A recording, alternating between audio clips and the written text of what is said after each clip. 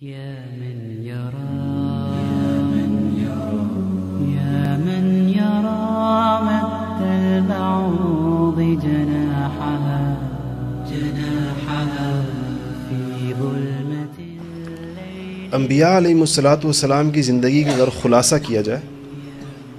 ان کے بے شمار اور بہت سارے کام ہوتے ہیں، لیکن اگر اس کا خلاصہ تلخیص کی جائے، دو بڑے کام نظر آتے ہیں جو انبیاء علیہ السلام کرتے ہیں، اور کاموں کے علاوہ۔ اس کا مطلب نہیں کہ صرف دو ہی کرتے ہیں، لیکن یہ دو کام ان کی محنتوں کا عنوان ہوتے ہیں۔ ایک یہ کہ وہ فرد پر محنت کرتے ہیں، اس کو تیار کرتے ہیں باقاعدہ۔ لوگ تیار ہوتے ہیں، انبیاء کی محنت کا میدان کہتے ہیں نا، انسانوں کے قلوب ہوتے ہیں، انسانوں کے دل ہوتے ہیں، تو لوگوں پر محنت کرتے ہیں، ان کے دلوں پر محنت کرتے ہیں، جس کے نتیجے میں افراد تیار ہوتے ہیں۔ دوسرا، پھر وہ ان تیار شدہ افراد کو جوڑتے ہیں، اور ان کو جوڑ کر ان کی امت بناتے ہیں، ان سے ایک ملت بناتے ہیں۔ آج جو ہم پریشانی اور اس کا علاج مختلف طریقوں سے کرتے ہیں، جب تک اس پر قوم اور امت مجتمع نہیں ہوگی، اس بات پر کہ آراء کا اختلاف بھی ہو سکتا ہے،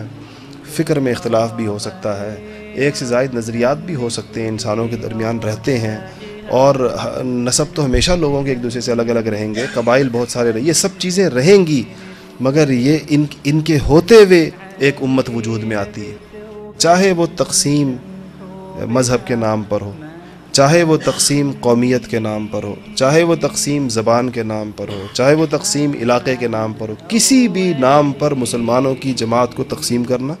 اور ان کو جدا شناختیں دینا، ان کو جدا نام دینا کہ تم اس بنیاد پر پہچانے جاؤ، تم اس بنیاد پر پہچانے جاؤ، تم اس بنیاد پر پہچانے جاؤ، یہ حضور اکرم صلی اللہ علیہ وسلم کی عمر بھر کی محنت پر پانی پھیرنے کے مترادف ہے۔ جیسے کوئی آدمی باقاعدہ نبوت کا دشمن ہو اور وہ نبوت کی محنت کو جڑ سے اکھاڑنا چاہتا ہو، تو وہ اس کام میں مشغول ہو۔ تقسیمات اتنی ہیں کہ وہ تقسیمیں یاد بھی نہیں کی جا سکتی، ان کو گنا نہیں جا سکتا۔ کتنی بنیادوں پر ہم تقسیم ہیں، کتنی شکلوں میں ہم لوگ تقسیم ہیں۔ ہم لوگوں کے درمیان ایک بڑا مسئلہ یہ ہے کہ ہم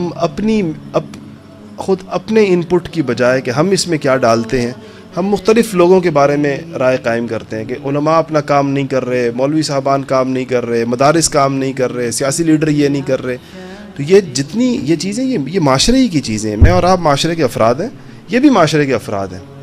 بس کسی کی رینج زیادہ ہے اور کسی کی تھوڑی کم ہے۔ ہر فرد جو ہے وہ ملت کا حصہ ہوتا ہے اور امت کا حصہ ہوتا ہے، اور اس کے ذمہ ویسی ذمہ داری ہوتی ہے جیسے دوسرے کی ذمہ ہوتی ہے۔ میں نوجوانوں سے کہتا ہوں، ہمیں پاکستان میں اصلاح اور سدھار کے لیے 25 سال کی خاموش محنت چاہیے، بغیر کسی نعرہ بازی کے، بغیر کسی ہنگامے کے۔ ایک 25 سال کی خاموش محنت ہے، اور وہ یہ ہے کہ اب ہم ایک نئی نسل اٹھائیں، بچوں سے محنت شروع کریں، جیسے بیٹھے ہوئے سامنے اس عمر کے بچے، ان پر سے محنت شروع کریں، ان کو نیا ذہن دیں۔ جو کچھ 65 سال میں ہم لوگوں نے جتنا گند گھولا ہے نا معاشرے میں، تقسیمات کا، اور